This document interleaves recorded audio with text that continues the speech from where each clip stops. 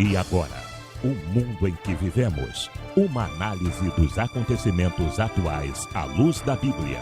Com o pastor Érico Rodolfo Bussinger.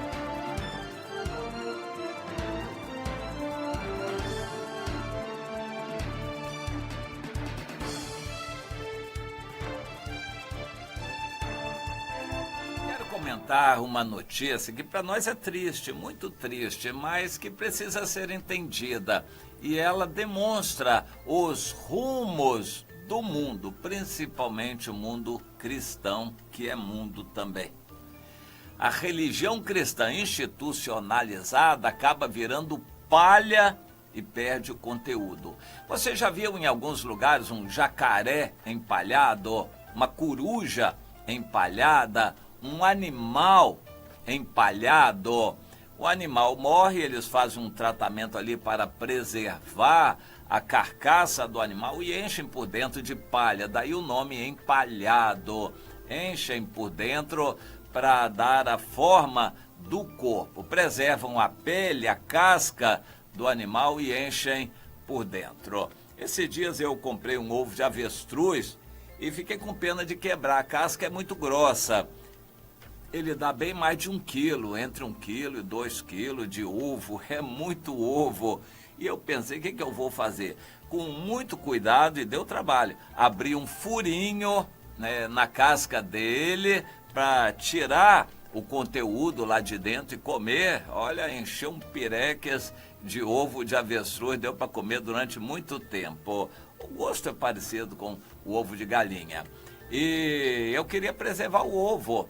E depois a gente lava, etc, para preservar a casca, o ovo. Quem olha tem aparência para ver o tamanho do ovo do avestruz, mas por dentro não tem mais conteúdo nenhum.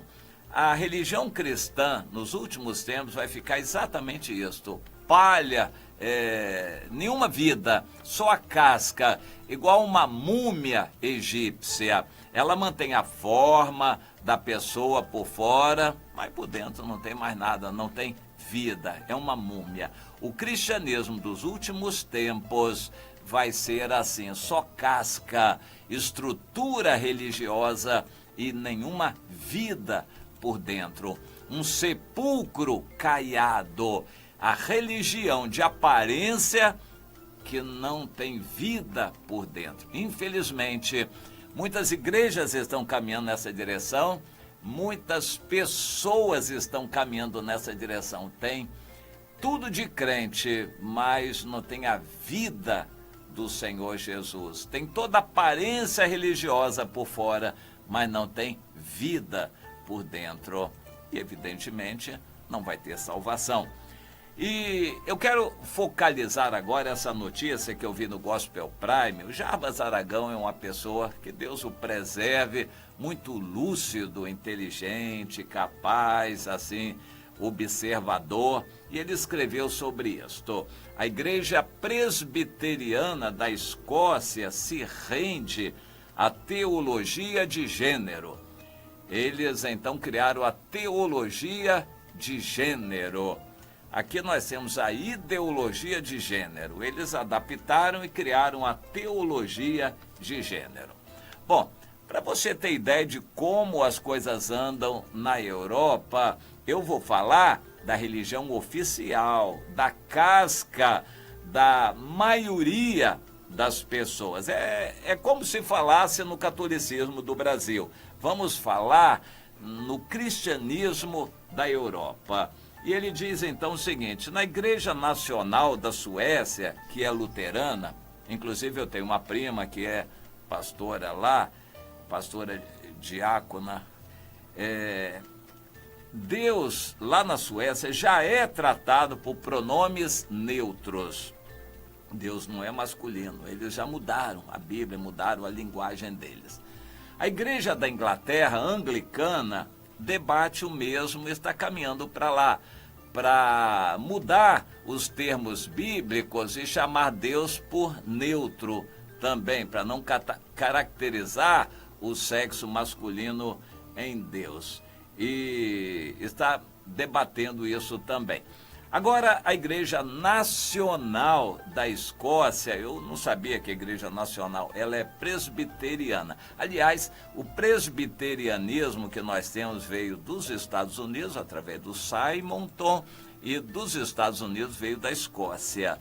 A Igreja Presbiteriana Mãe, digamos, onde tomou forma, que foi na Escócia, que foi mãe da Igreja Presbiteriana dos Estados Unidos, que enviou missionários para o Brasil. Então, lá na Escócia, que foi o berço do presbiterianismo, eu nem sabia disso, que a igreja oficial nacional é presbiteriana. Também se rendeu definitivamente ao que agora já é chamado teologia de gênero. A nova cartilha, distribuída em todas as congregações esta semana, isso é recente, pede uma maior sensibilidade em relação às pessoas transgêneras. O livreto de 30 páginas, a Bíblia eles não estudam não, mas o livreto que foi distribuído recomenda que os pastores considerem o uso da linguagem neutra para se referir a Deus, dentro de uma série de medidas que visam tornar a igreja mais inclusiva. A ideia é essa, a igreja aceitar os homossexuais e transgêneros. O conteúdo, com foco no cuidado pastoral dessas cartilhas, traz testemunho de vários trans que se sentiram acolhidos pela Igreja da Escócia e lamenta o preconceito das demais denominações. Também faz a defesa de uma atualização ao século XXI das escrituras, chamada de patriarcais, e que estão distantes dos anseios da comunidade LGBT. Ou seja, eles estão mudando o tratamento de Deus, estão querendo fazer uma nova versão da Bíblia, e estão querendo mudar a igreja para se adaptar aos homossexuais, para poder acolher os transgêneros. E então alguém diz lá, uma mulher, eu tenho dificuldade com a oração do Pai Nosso, porque Deus não tem gênero para mim, então eu vou chamar de Pai. Ele não é só Pai. As escrituras são muito patriarcais, nós precisamos atualizá-las. Um dos textos mais explícitos desse material distribuído é assinado por Joe Clifford, que reclama ter sido chamado de abominação e afronta a decência por cristãos conservadores. Ele afirma em um dos relatos do livreto que alguns homens têm vaginas e algumas mulheres têm pênis, numa subscrição ao conhecido discurso do movimento LGBT. E então, um deles, o Caden, diz o seguinte: eu acredito que Deus criou a todos nós. Isso significa que ele me criou para ser assim, homossexual. O pastor Norman Smith, coordenador da missão e conselho de discipulado da Igreja da Escócia, acredita que o guia, essa cartilha, visa facilitar a pastoral em nível local, dando às pessoas um espaço para falar sobre sua fé e compartilhar o impacto da igreja, não é de Jesus, da igreja, em suas vidas.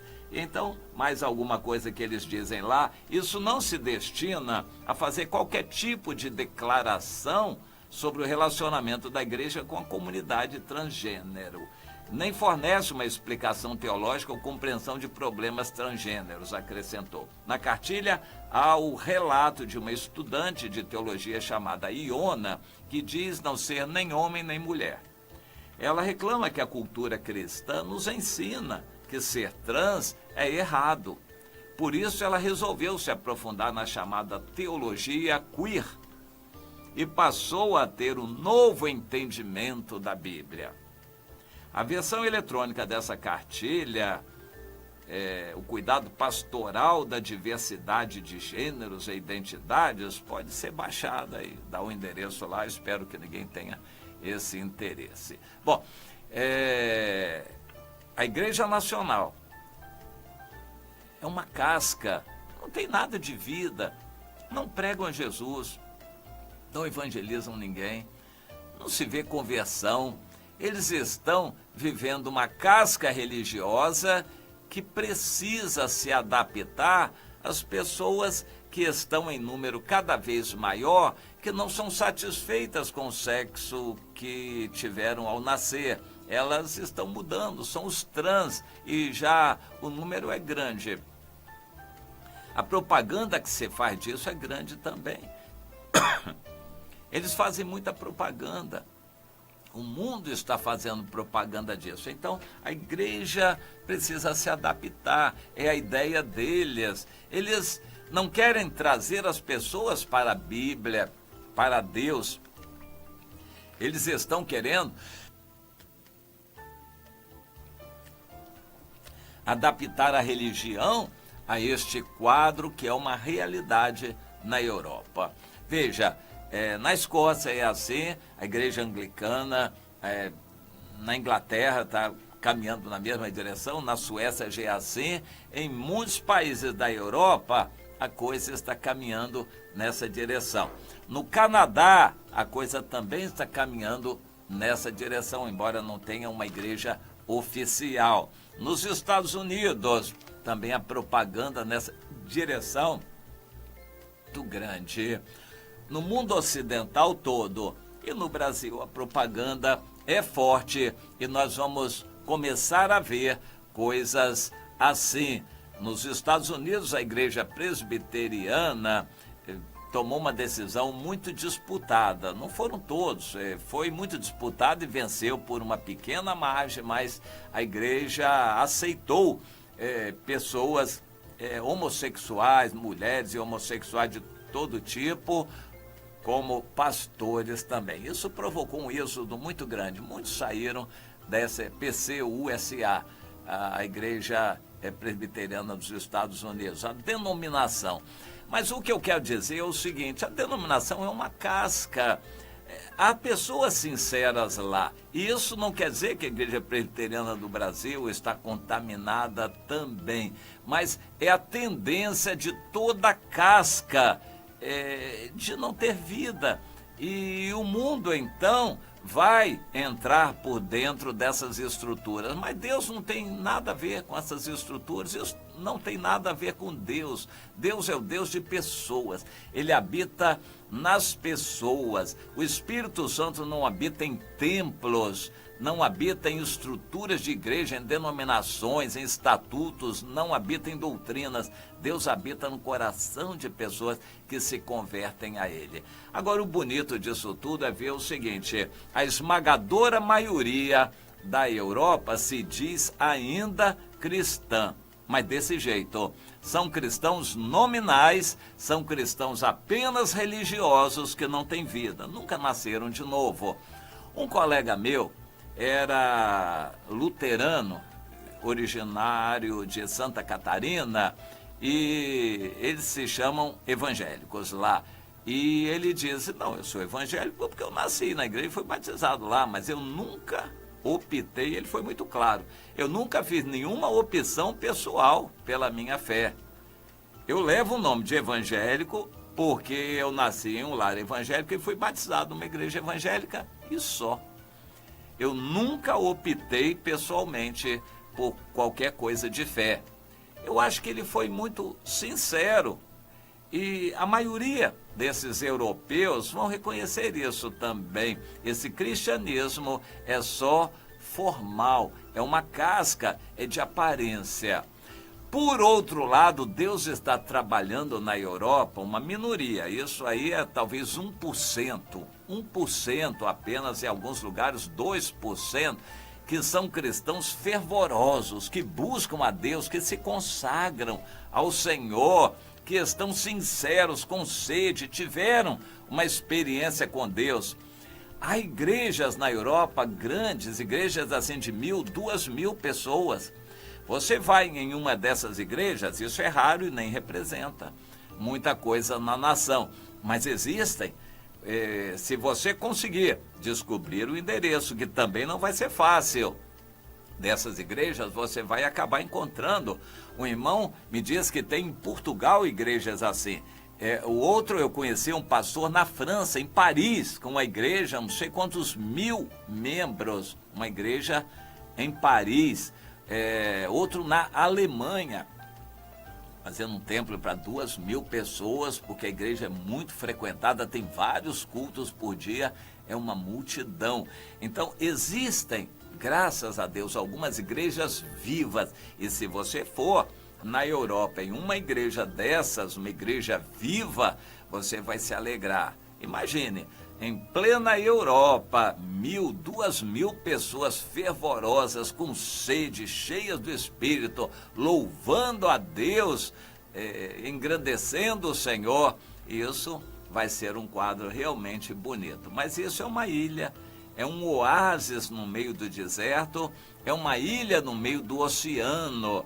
O restante da Europa pratica uma religião formal, uma religião de aparência, e notícias como essa nós vamos ver aos montes. Mas, para dizer a verdade, nós não temos nada a ver com isso. E muitos presbiterianos do Brasil que amam o Senhor, que têm vida espiritual, também não tem nada a ver com isso. A igreja presbiteriana no Brasil passou por muitas fases difíceis, muitas divisões, existem muitas denominações que nasceram no berço presbiteriano, mas a própria igreja principal presbiteriana do Brasil também não está nessa direção, não. Eles estão buscando uma renovação, um despertamento, graças a Deus. Mas o que eu quero mostrar é que qualquer denominação, em qualquer lugar, tem essa tendência, se ela se institucionalizar.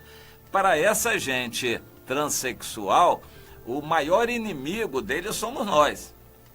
Mas para Deus, o maior inimigo é exatamente a casca da religião. A religião de aparência, a formalidade, a instituição, a burocracia da religião é o maior inimigo da vida espiritual. A institucionalização da religião que começou com o Constantino. Vamos pensar nisto. Nós não temos nada a ver com isso e essas notícias vão se multiplicar. E o mundo vai alardear essas notícias assim. Essas coisas vão se multiplicar.